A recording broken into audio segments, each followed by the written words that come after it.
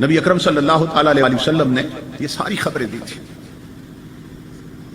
حضور صلی اللہ علیہ وسلم نے فرمایا سیاتی زمان علی امتی، میری امت پہ ایک وقت آنے والا ہے لا یبال المرء ما اخذ منہ ام من الحلال ام من الحرام.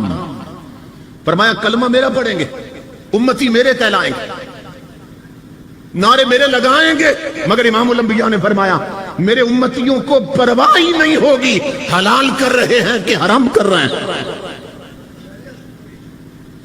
حلال اور حرام کی تمیز ختم ہو جائے گی. تو آج دیکھ لیں کہ ہم آدھے تیتر اور آدھے بچیر بنے، حلال اور حرام کی تمیز ختم ہو گئی. ہمیں یہ بھی نہیں معلوم اسلام کے آداب کیا ہیں، رہن سہن. جب میں اصلاح معاشرہ پہ بات کرتا ہوں تو اتنے مسائل سامنے ہوتے ہیں کہ سمجھ نہیں آتی کس کو چھوڑ دوں اور کس کو بتاؤں، بیان کر.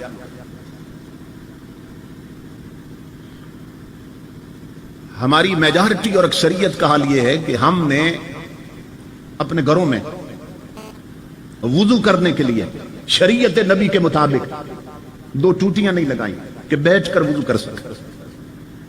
بڑی بڑی کوٹھیاں ہیں، بنگلے ہیں، حویلیاں ہیں، اور فخر سے بتاتے ہیں کچن پر میں نے 50 لاکھ لگا دیا، ٹائلٹ پر میں نے 30 لاکھ لگا دیا، لیٹرین پہ 30 لاکھ لگائیں، مگر 2 کنال کی کوٹھی میں اپنے نبی کی سنت کے مطابق بیٹھ کر وضو کرنے کے لیے 2 ٹوٹیاں نہیں لگ سکتی. اس طرف کبھی دھیان گیا؟ یہ جو بیسن بنے ہیں، بیسن جن پہ کھڑے ہو کے وضو کرتے ہیں، یہ تو انگریز کا کلچر ہے کہ جنہیں نہ پاکی کی خبر نہ پلیدی کی. یہ تو کلچر ہی ان کا ہے. ہم تو مسلمان ہیں، ہم نے تو پیشاب کے چھینٹوں سے بھی بچنا ہے، ہم نے اس بیسن کے گندے چھینٹوں سے بھی بچنا ہے. اب بہت سے لوگ وہاں وضو کرتے ہیں نا، تو جو کپڑے پاک ہیں اتنے چھینٹے پڑتے ہیں کہ وہ بھی ناپاک ہو جاتے ہیں. اور گھر کے تمام افراد بہو بیٹیوں سمیت وہ سارے اسی بیسن پہ منہ دھوتے ہیں، اسی پہ کلیاں کرتے ہیں.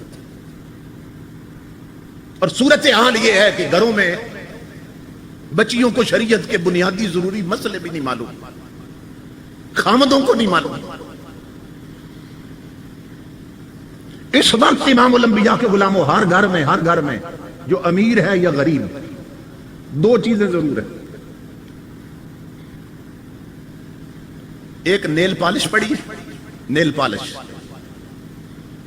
کہ یہ ناخنوں پہ جو لگاتے ہیں، عورتیں لگاتی ہیں نیل پالش، یہ ہر گھر میں ہے.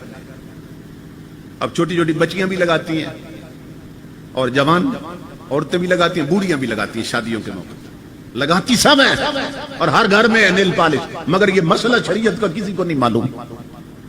کیا پوچھی علماء سے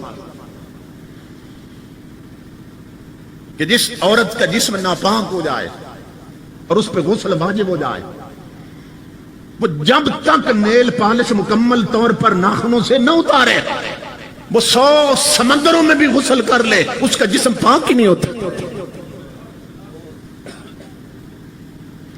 اب میرے کئی جوان بھائی یہاں بیٹھے ہیں، عورتیں بھی سن رہی ہیں خطاب نہیں، کوشش کرنا یہ CD ان تک پہنچ جائے، کیونکہ آگے میں خواتین کو بھی پیغام دینے لگا.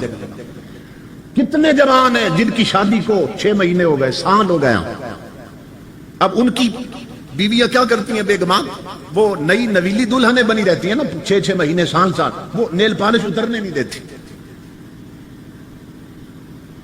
بس اگلی ماند نہیں پڑی اوپر اور لگا دی. تو یہ پینٹ کی طرح نیل پالش، جیسے آپ لکڑی پہ پینٹ کر دیتے ہیں تو اصل لکڑی چھپ جاتی تھی، اسی طرح نیل پالش لگا دیں تو رب نے جو ناخن بنائے نا، ان پر پینٹ چڑھ جاتا ہے، اصل ناخنوں تک پانی نہیں جاتا. اب 6 مہینے سے ایک لڑکی نے نیل پالش نہیں اترنے دی، سال ہو گیا نیل پالش نہیں اترنے دی. اب سال میں جسم ناپاک ہوا 100 بار، اور شریعت نبی کے مطابق غسل نہیں ہوا ایک بار بھی. اس کا جسم کتنا ناپاک. کتنے لوگ ہیں جو یہ مسئلہ جانتے ہیں؟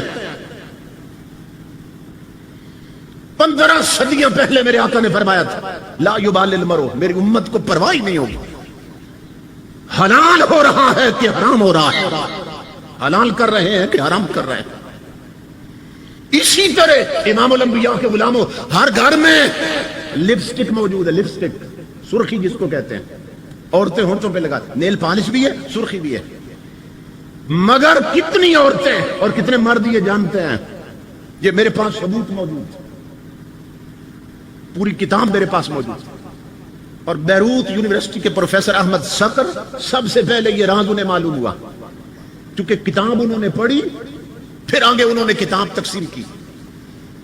امام الانبیاء کے غلاموں، یہ یاد رکھو، جتنی سرخی بن رہی ہے، میڈ ان چائنا ہو، میڈ ان یو کے ہو، میڈ ان جرمنی ہو، made in U S A ہو،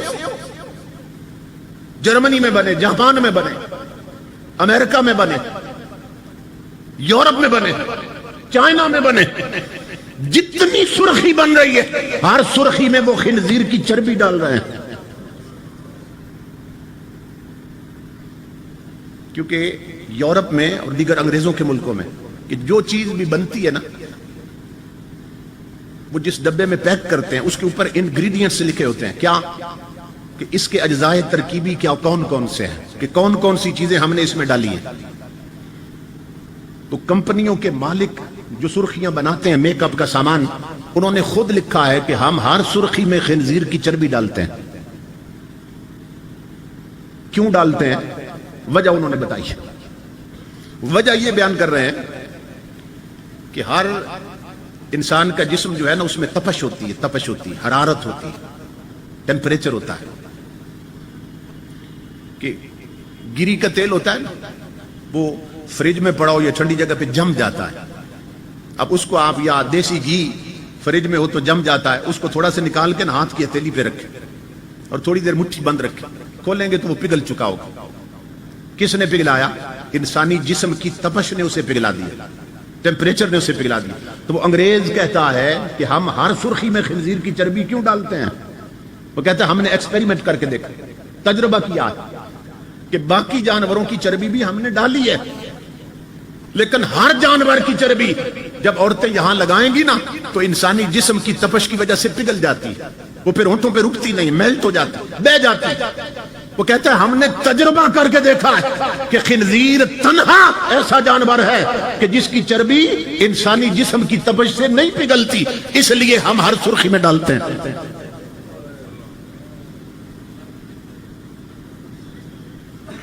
اب ہماری حالت کیا ہے؟ کسی کا بیٹا فرانس میں ہے، کسی کا اٹلی میں، کسی کا ناروے میں بیٹھا ہے، کسی کا جاپان میں، جرمنی میں، یہاں سے بہنیں فون کرتی ہیں، بھابیاں فون کرتی ہیں کہ میرے لیے اور کچھ لاؤ نہ لاؤ، میک اپ کٹ وہاں سے لانی ہے، میک اپ کا سامان وہاں سے لانا، یہ ڈیمانڈ ہوتی ہے۔ اور وہ جو سامان بنا رہے ہیں وہ بتا رہے ہیں ہم ہر سرخی میں خنزیر کی چربی ڈالتے ہیں،